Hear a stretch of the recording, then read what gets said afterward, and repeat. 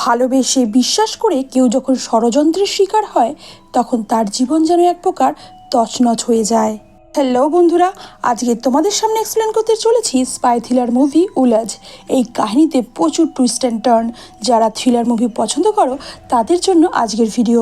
কাহিনীতে যাওয়ার আগে বলে রাখি, আমি তোমাদের সাথে প্রিয়াঙ্কা, তোমরা দেখছো ফিল্ম স্ন্যাপ। যারা এখনও সাবস্ক্রাইব করোনি, সাবস্ক্রাইব করে বেল বাটন প্রেস করে পাশে থেকো। শুরুতেই আমরা সুহানা ভাটিয়াকে দেখব, যে একজন আইএফএস অফিসার। সুহানা এখন কাঠমান্ডুতে একটা মিটিংয়ে রয়েছে, যেখানে ইন্ডিয়া নেপাল সন্ধি নিয়ে কথাবার্তা চলছিল। সুহানা এই মিটিংটা খুব ভালোভাবেই হ্যান্ডেল করে নেয়, যেটা দেখে ভারতের অ্যাম্বাসেডর সোলাঙ্কি সুহানার অনেক প্রশংসাও করে।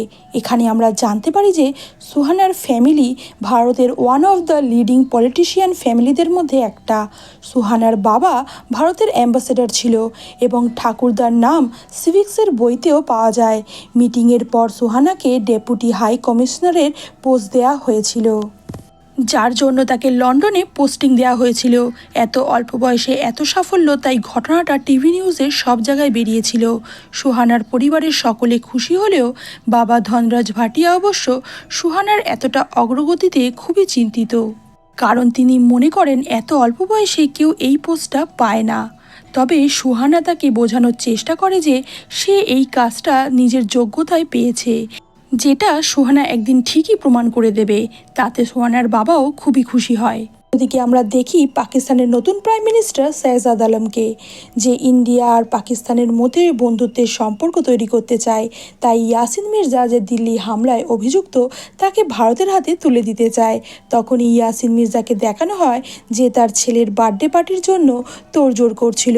তখনই তার কাছে এক ব্যক্তির কল আসে, যে ইয়াসিনকে হুমকি দেয় যদি সে নিজের মুখ খোলে তাহলে তার পরিবারের সকলকে শেষ করে দেয়া হবে। তখনই সেখানে চলে আসে পাকিস্তানের পুলিশ এবং ইয়াসিনকে অ্যারেস্ট করে নিয়ে যায়, কারণ তাকে ইন্ডিয়াতে ফেরত পাঠানো হবে। সুহানা লন্ডনে পৌঁছে যায়। তার কাজের জন্য সালিম সৈয়দ নামে এক প্রাইভেট ড্রাইভার দেয়া হয়। সালিম সুহানাকে বলে, আপনি এ শহরে নতুন, তাই যদি কোনো কিছুর প্রয়োজন পড়ে আমাকে বলবেন। সুহানার জন্য দারুণ একটা ফ্ল্যাটের ব্যবস্থা করা হয়েছিল, যেটা দেখে সুহানারও খুব ভালো লাগে। সুহানা অফিসে যায়। বেশিরভাগ রয়ের অফিসারেরা এখানে কাজ করে। কেভিন কুট্টি মনে করে সুহানার কোনো যোগ্যতাই নেই এই অফিসে এই পদে চাকরি করার। সে মনে করে এটা জেকবের প্রাপ্য ছিল। সন্ধে হলে অফিসের এক পার্টিতে সুহানা যায়, যেখানে অ্যাম্বাসেডর কাজী তাকে জানায় যে ভারতের হাইড্রোজেন ইলেকট্রোলাইজার ম্যানুফ্যাকচারিং করে এর ম্যানুফ্যাকচারিং কস্ট অনেক কম হয়ে গেছে। এই আইডিয়া সুহানাই দিয়েছিল, তাই সবাই সুহানাকে অভিনন্দন জানায়। তবে এই কথাগুলো রয়ের অফিসারেরা শুনে নেয়। সাবিন এবং জেকবেরা মনে করে তার বাবার জন্য ওই পোস্টটা পেয়েছে সুহানা, তাই তারা সুহানার সাথে ঠিকভাবে কথাও বলতো না। সুহানার সেখানে নকুল শর্মা নামে একজনের সাথে আলাপ হয়। নকুল শর্মা খুব নামি সেফ, যে ওসাকাতে কাজ করত আর এখানে নতুন জয়েন করেছে। দুজনে বাড়ি ফেরার জন্য পার্টি থেকে বেরোয়। তখনই নকুল তাকে অফার করে যে এই অচেনা শহরে সে একটা বন্ধু খুঁজছে, যার সাথে সে শহরটা এক্সপ্লোর করবে। সুহানার ব্যাপারটা খুবই এক্সাইটিং লাগে, কারণ সেও এখানে নতুন। তাই সুহানা নকুলের সাথেই বেরিয়ে পড়ে। এইভাবে দেখা করতে করতে দুজনের মধ্যে একটা রিলেশন তৈরি হয় এবং দুজনেই ঘনিষ্ঠ হয়ে পড়ে। তবে পরের দিন সকাল হতেই একটা চিঠি লিখে নকুল সেখান থেকে বেরিয়ে যায়। দুদিন পরে সুহানা তার সিনিয়র এবং ফ্রেঞ্চ অফিসারদের সাথে মিটিং করছিল। সেখানেই নকুল চলে আসে এবং সুহানাকে তার মোবাইলে তাদের ঘনিষ্ঠ মুহূর্তের একটা ভিডিও দেখায়, যেটা দেখে সুহানা পুরোই শক হয়ে যায়। নকুল জানায় সে একটা সিক্রেট মিশনে আছে এবং সুহানাকে হাইড্রোজেন ইলেকট্রোলাইজারের পেপার নিয়ে আসার কথা বলে, যেটা নকুল নিজের বসকে দেবে। সুহানাকে নকুলের সাথে কথা বলতে জেকব দেখে ফেলে। সেখানে তখন অ্যাম্বাসেডর কাজী চলে আসে এবং নকুল নাটক করে বলে সে সুহানার দাদা। কাজী জানায় সুহানার বাবা ধনরাজকে ইউএনের প্রেসিডেন্ট পদে নিযুক্ত করা হয়েছে। এই বলে কাজী চলে যায়। নকুল সুহানাকে বলে 72 ঘন্টার সময় দেয়া হয়েছে তাকে। এই 72 ঘন্টার মধ্যে সুহানা যদি পেপারটা না দেয় তাহলে ভিডিওটা সে লিক করে দেবে। সুহানা বারংবার চিন্তা করতে থাকে নকুল ভিডিওটা কিভাবে নিল। তখনই ওর মনে পড়ে যায় নকুলের চশমার কথা। এদিকে রাওয়াল কাজীকে জানায় যে 15 আগস্টের দিন পাকিস্তানের প্রাইম মিনিস্টারকে ইন্ডিয়াতে আমন্ত্রণ করা হয়েছে এবং দিল্লিতে হওয়া হামলার প্রধান অভিযুক্ত ইয়াসিনকেও তারা ইন্ডিয়ার হাতে তুলে দেবে। সুহানা তখন ওই রুমেই বসেছিল। পাকিস্তানের ডিফেন্স মিনিস্টার সেখানকার পিএম সাজাদকে বলে, আমরা যদি ইয়াসিনকে ইন্ডিয়াতে পাঠিয়ে দিই তাহলে তার সাথে ইন্ডিয়ার অনেক সিক্রেটও চলে যাবে, কিন্তু সাজাদ বলে ইন্ডিয়ার সাথে আমাদের সম্পর্ক ভালো করার এটাই একমাত্র পথ। এই বলে সাজাদ চলে গেলে কিছুক্ষণ পরেই ডিফেন্স মিনিস্টার একজনকে ফোন করে বলে 15 আগস্টের দিন তাদের পিএম ইন্ডিয়া যাচ্ছে এবং কাজ শেষ হওয়ার পর সমস্ত দোষ ইয়াসিনের ওপর দিয়ে দিতে হবে। আসলে এখানে প্ল্যানিং চলছে, পিএম সাজাদকে ইন্ডিয়ায় গেলে ওখানেই তাকে মেরে ফেলা হবে এবং ইন্ডিয়ার নামে বদনাম পড়বে। এসব তিনি কেন করছেন, কাহিনী যত এগোবে আমরা সবটাই জানতে পারবো। এদিকে সুহানা হাইড্রোজেন ইলেকট্রোলাইজারের পেপার জেরক্স করতে শুরু করে। তখনই সেখানে জেকব এসে যায় এবং বলে তার যদি কোনো কিছুর প্রয়োজন হয় তাহলে তাকে বলতে পারে। তখনই সুহানা জেকবের কাছে জানতে চায় কারোর ব্যাকগ্রাউন্ড চেক করতে হয় কিভাবে। আসলে রয়ের অফিসারের কাছে এমন একটা সফটওয়্যার থাকে যেখানে যে কারোর ব্যাকগ্রাউন্ড চেক করা যেতে পারে। তবে জেকব জানায় এটা ঠিক নয়, কারোর ব্যাকগ্রাউন্ড চেক করতে হলে আগে অ্যাপ্লিকেশন দিতে হয়। তবে সুহানা যদি অ্যাপ্লিকেশন করে দেয় তাহলে জেকব তার জন্য নিজেই ব্যাকগ্রাউন্ড চেক করে তাকে সাবমিট করবে। তবে সুহানা জানায় এটা তার একটু personal. Next day Suhana paper নিয়ে নকুলের সাথে দেখা করতে যায়। নকুল তাদের ইন্টিমেট ভিডিও পেন ড্রাইভে তুলে তাকে দেয়। নকুল সব পেপার নিয়ে বেরিয়ে যায়। তখনই ফ্ল্যাশব্যাকে দেখানো হয় সুহানা সেই পেপারগুলো অনেকটাই চেঞ্জ করে তাকে ইনফরমেশন দিয়েছে। তবে পেপার নেওয়ার সময় ফাইলে নকুলের ফিঙ্গারপ্রিন্ট ছিল, যেটা সুহানা চেক করবে বলে কাছে রাখে। সুহানা তার ড্রাইভার সেলিমকে বলে একটা ফিঙ্গারপ্রিন্ট থেকে ব্যাকগ্রাউন্ড চেক করতে হবে। সেলিম আগে দিল্লি পুলিশে কাজ করত, তাই সেলিম রাজি হয়ে যায় কাজটা করার জন্য।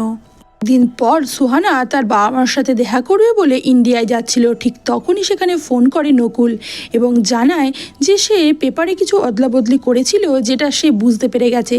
তবে তাতে তার কিছু যায় আসে না, তার যে ইনফরমেশনটা দরকার ছিল সেটা সে পেয়ে গেছে।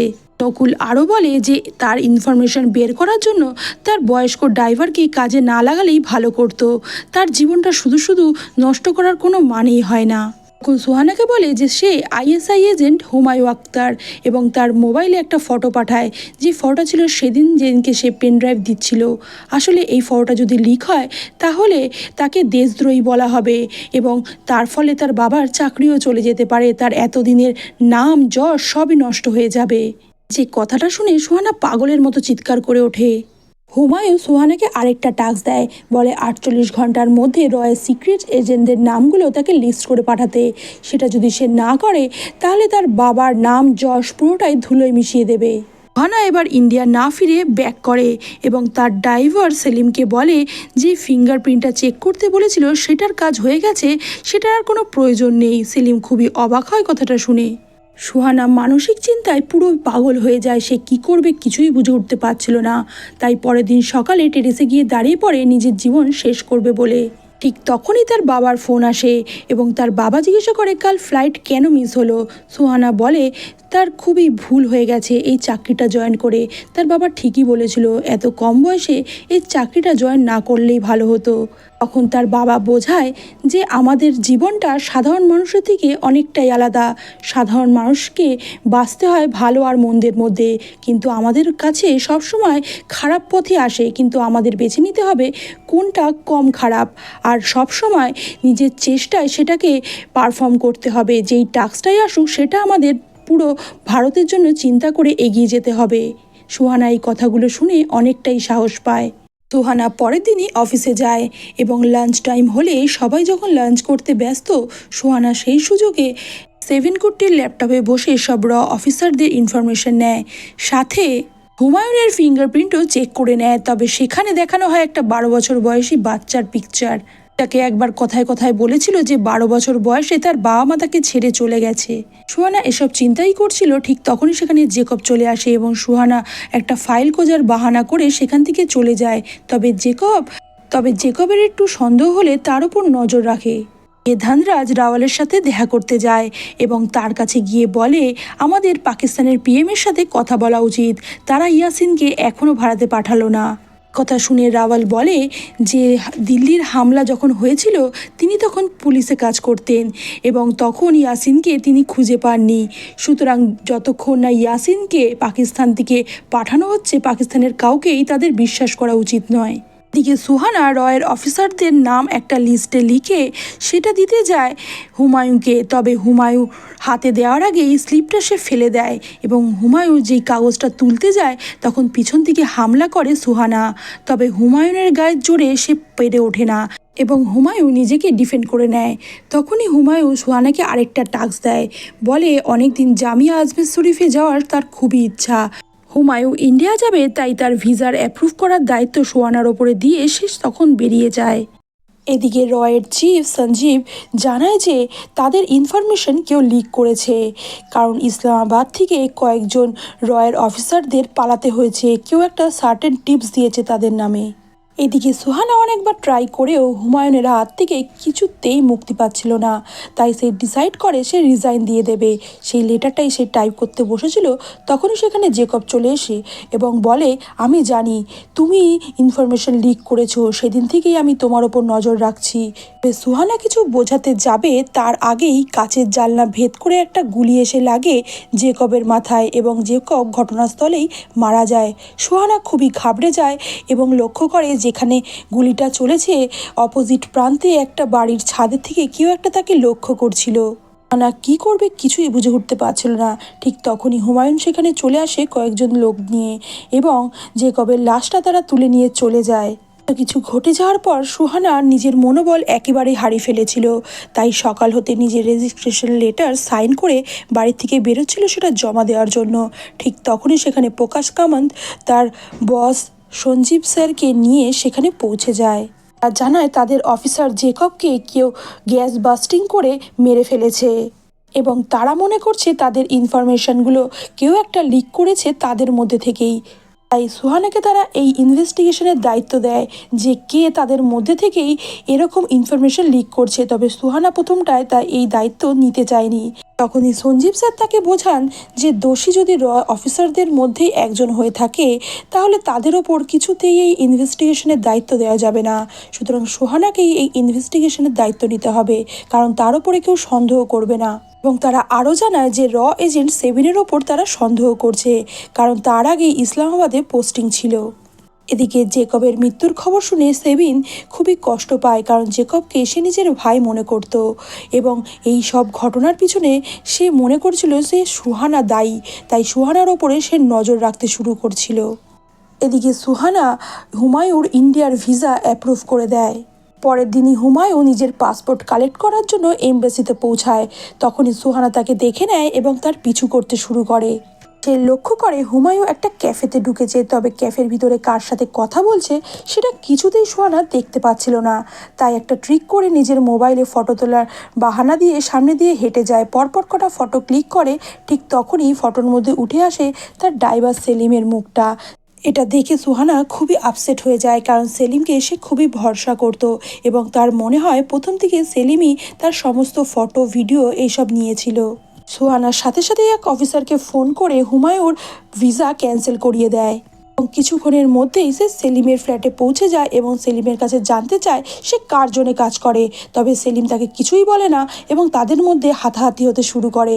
তবে এরই মধ্যে সুহানা এক ধাক্কা দিলে সেলিম কাচের জানলার মধ্যে আটকে যায়, তার পিঠটা পুরো ক্ষতবিক্ষত হয়ে যায়, যেটা দেখে সুহানা তাকে পেছন দিয়ে ধাক্কা দিলে সে ওখানে নিচেই পড়ে যায় এবং মারা যায়। সুহানা সেলিমের থেকে আর কোনো ইনফরমেশন পায় না, তাই তার ফ্ল্যাটের বিভিন্ন জায়গায় সে খুঁজতে থাকে। তখনই সে সেখানে পেয়ে যায় তাদের ইন্টিমেট সেই ভিডিওটা এবং দেখে যে সেখানে কয়েকটা ফটোগ্রাফ রয়েছে যেখানে প্রকাশ কামান্তকে সে দেখতে পায় সেলিমের পিছনে।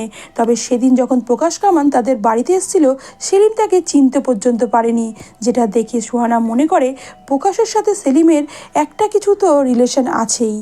সুহানা এসব কথাই চিন্তা করছিল, ঠিক তখনই সেখানে সেভিন চলে আসে এবং সেলিমের অবস্থা দেখে সুহানার ওপরে তার আরও সন্দেহ হয় এবং সুহানাকে মারবার চেষ্টা করে। তবে সুহানা বারংবার বলে সে নির্দোষ।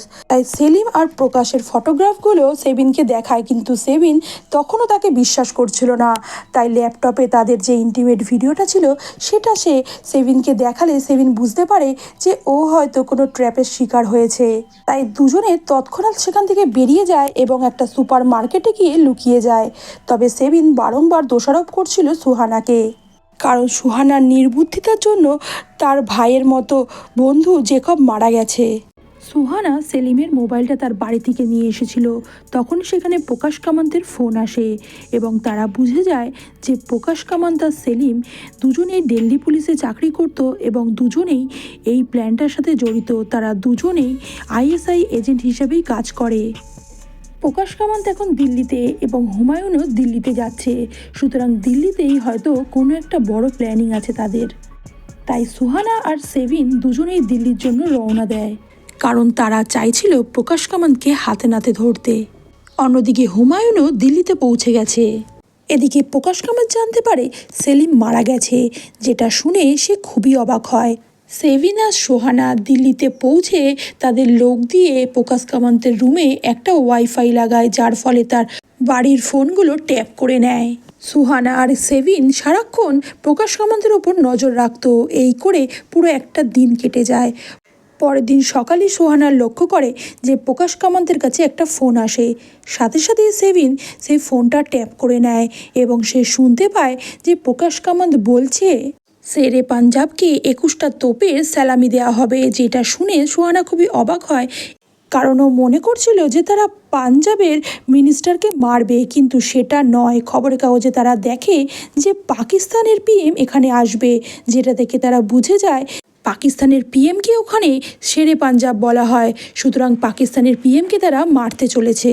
সুহানার আরেকটা কথা মনে পড়ে যায়। হুমায়ুন তাকে একবার বলেছিল যে দিল্লির জামিয়া শরীফে তার আসার খুব ইচ্ছে। এ কথা শুনে সেভিন তার সোর্সের কাছে খবর নিয়ে জানতে পারে যে পাকিস্তানের প্রাইম মিনিস্টার আজ দিল্লির জামিয়া শরীফেই আসতে চলেছে 10:30টার সময়। অর্থাৎ সময় আর তাদের হাতে বেশি নেই, মাত্র 30 মিনিট।